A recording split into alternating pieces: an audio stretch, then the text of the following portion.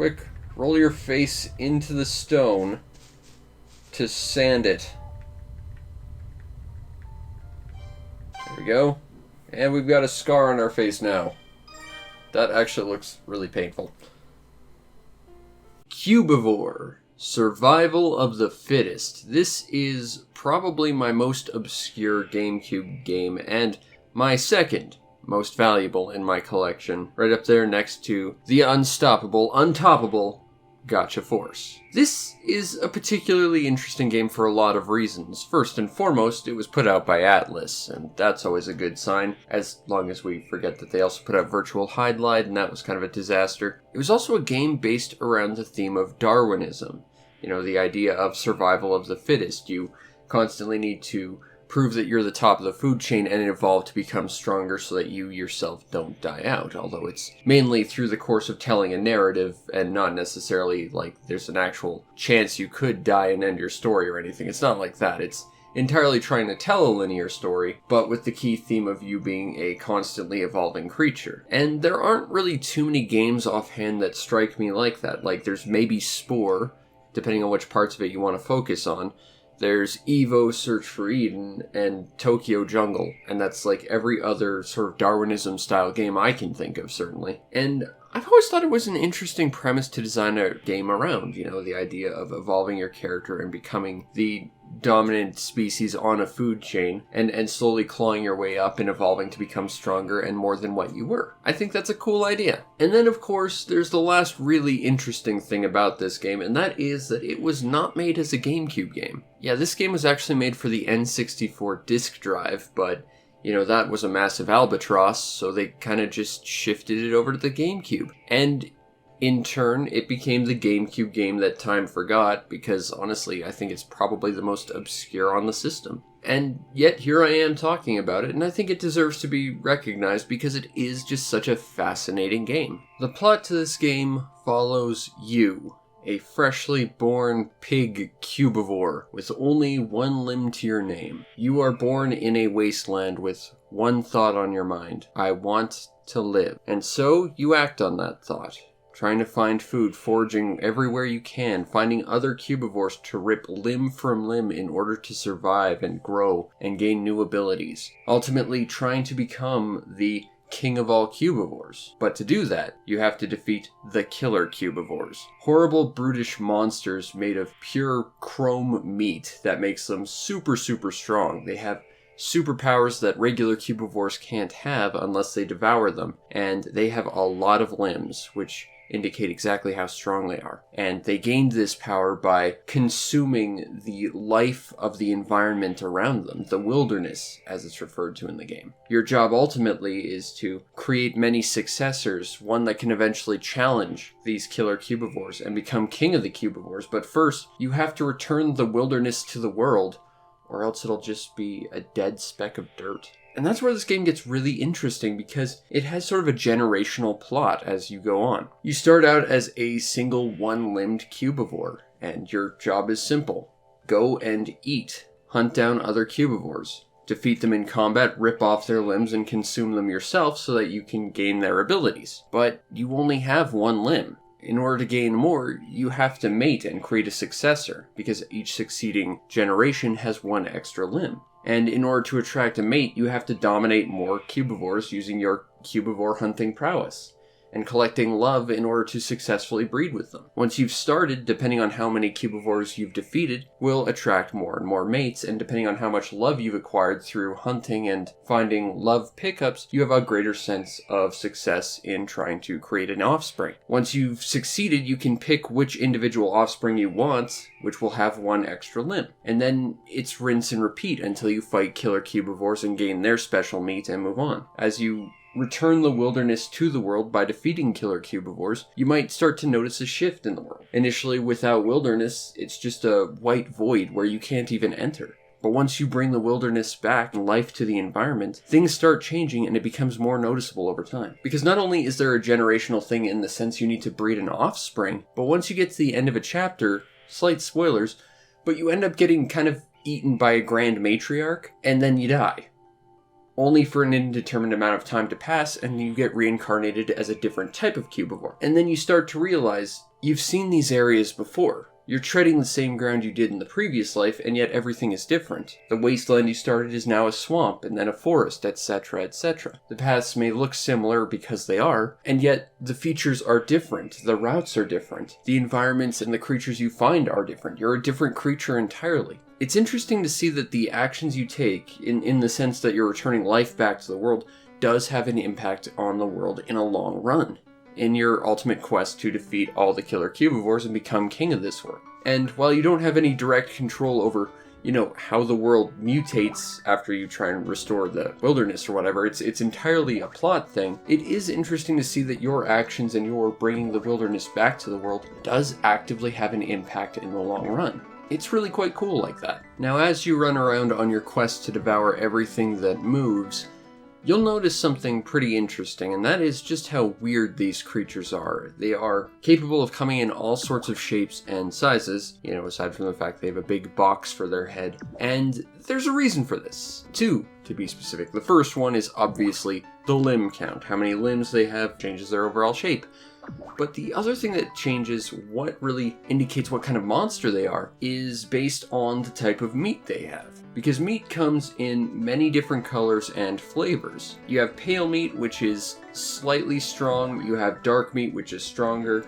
There's like a mixed meat that shows up after the third reincarnation, which really mixes things up. But depending on the colors of meat you devour and the number of limbs you have, you can completely change and rearrange your shape and how your character moves. It was really fascinating to see just how many different movement options there really were. At one point I had one limb and it was like this weird ear thing that I was pulling myself along with. The next moment I had like this weird foot that my character just sort of like shuffled around on. It was very, very peculiar. But later on you'd find all sorts of weird things like quadrupeds and like snake type creatures, and what ultimately indicates what sort of shape they have aside from their limbs is the color of their meat. But that color has another value to it, and that is stats, because each meat comes with a different statistical style. I don't remember offhand, but I think yellow tends to favor attack more. I think red was designed mostly to be running and jumping a little bit better, although there's not really any functional jump abilities in this game from what I remember. There certainly isn't any use for them because the game has a bunch of walls that you can't really jump over even if you're big enough. The point is that all these different color combinations will ultimately dictate your shape and the way you tailor your Cubivore, and while there isn't a huge requirement to set specific colors and hunt around for specific colors, it will change the way that you move around and how you get around this environment.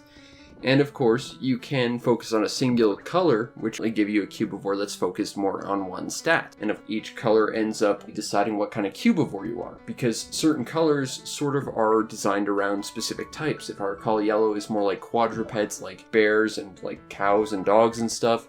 I believe blue is more designed for like reptiles, and it's interesting to see all the different shapes and sizes and to find all these crazy combinations of different Cubivore types that you could turn yourself into. And of course there's also a bestiary to show you all the different forms you've seen and unlocked. And what's really cool is when you breed with a different mate, you gain a certain number of different offspring that you can select from. And that will allow you to select that one by default if you want one of these as sort of like your standard default style, which in turn will also dictate what sort of starting meat you have as a base to work with. And that adds to a lot of customization just for a starting character. I really appreciated the depth of the individual uses of body types as well as how it affected breeding. It's a very interesting and deep system that afforded a lot of strategy, even though it wasn't really absolutely necessary to really delve that deeply into it either. It was a neat thing to consider, but I didn't find it absolutely necessary to focus on one specific type or anything, even though the game does kind of tell you to at times. But otherwise, Cubivore is a pretty simple game. Every single stage is pretty much designed the same. You enter an area, you eat everything you can, you go fight the killer Cubivore, you get whatever power-up they have, be it running faster or attacking further or like a fang that lets you pull off 2 bits of meat. Sometimes you can find little training areas which will give you sort of a little minigame to take a moment away from the hunt, so to speak.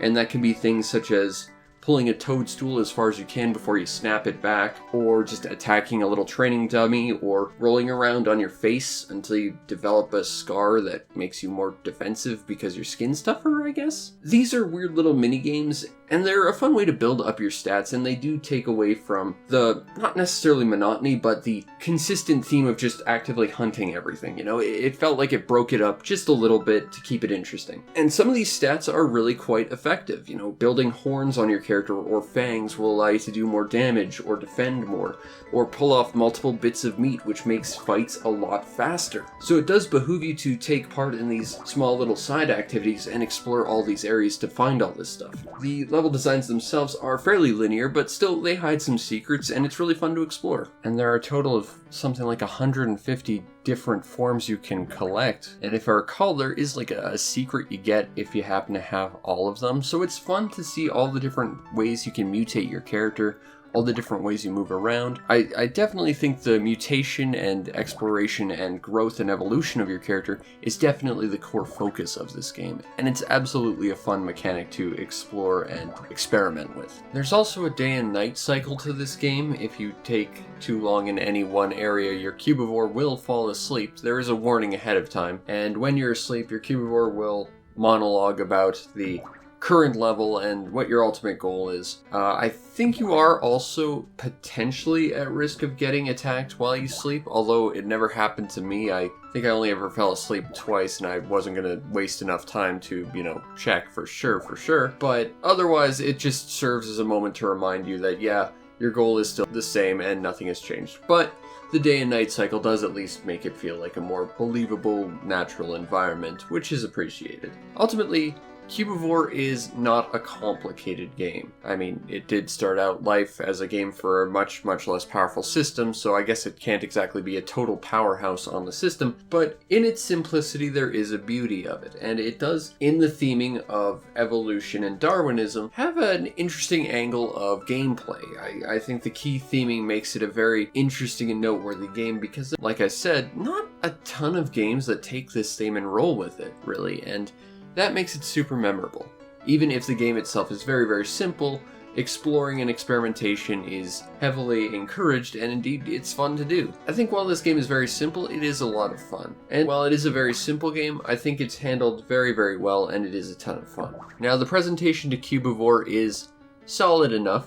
Visually, it's very low poly and very simplistic. I feel like I don't have to explain that, but it is something of a stylistic choice, so it works. And the soundtrack is pretty low-key and often sits in the background. A lot of the key events and flourishes in the game are punctuated with a lot of piano, but otherwise it's very quiet and, like I said, low-key, although you can hear the sounds of beasts in the background, which does lend to the feeling that you are in the wilderness, which is very cool. It's a very stylish game, and I think that carries it and gives it a ton of personality.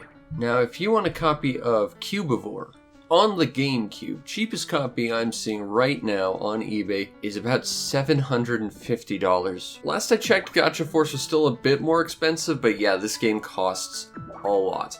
And even back before all the Gamecube games ever got really expensive, which seems to have happened in the past couple of years, this one had always had a higher price tag than the rest. It was always commanding easily above $100 disc only. And I'm not surprised to see it balloon like this. It definitely seems to be the game that the GameCube kind of forgot about. And, you know, it was a very early release for the system. I don't think it had very much fanfare, and I don't think too many people know about it. And that's why I'm here talking about it. It's an interesting, weird little addition to the library, and it's a shame to see its low print rate and costs being ultimately prohibitive to really let the greater masses really get to experience this game, because while it's not exactly the most top-tier game on the system, not by a long shot, it is very unique and interesting. And while it's certainly not the most complex, it has some interesting history behind it. It's got a really fun theme and a really cool aesthetic, and I think that Cubivore is a game worth tracking down,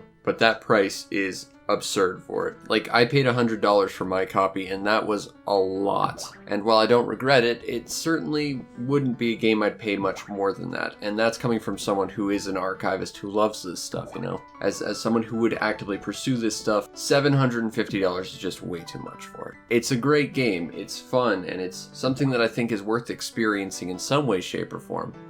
But it is way too expensive to justify that price. But it is an interesting, noteworthy experience on the GameCube, and I hope at least through my videos more people get to experience. And now our weird sentient bear wall of meat is somehow an even better sentient bear wall of meat. With 5 pieces now. We've matured into a big bad bear.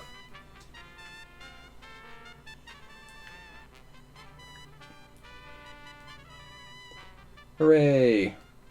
We're the best Cubivore. This looks familiar.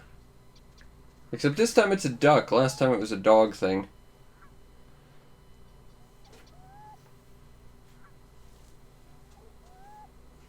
And we just got eaten by a duck.